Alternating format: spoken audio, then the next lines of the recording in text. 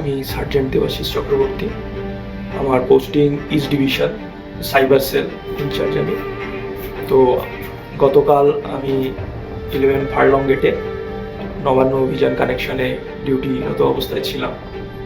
আমাদের ইস্ট ডিভিশনের সাহেব বিশেষশ্রী আরিজ বিলাল আইপিএস, ওনার ট্যাগ টিমে ছিলাম।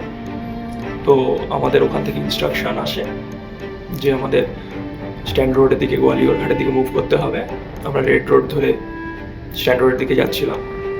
তো ইডেন গার্ডেনের কাছে একদল প্রোটেস্টার, তারা রাস্তার সাইড দিয়ে ছিল। তো অতর্কিতে হঠাৎ করেই ইট ছুটতে থাকে। তো আমাদের গাড়িতে উইন্ডস্ক্রিন ফেটে যায়। ফেটে গিয়ে ফার্স্ট ইটটাই আমার চোখে এসে পড়ে। তারপরে আরও প্রচুর পরিমাণে ইট এসে পড়তে থাকে।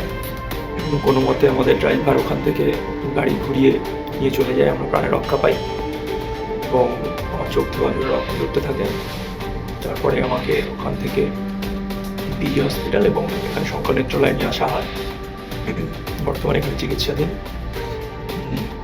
চোখে দেখতে পাচ্ছি না সেরকম, জানি না কতদূর কী দেখতে পাবো ভবিষ্যতে।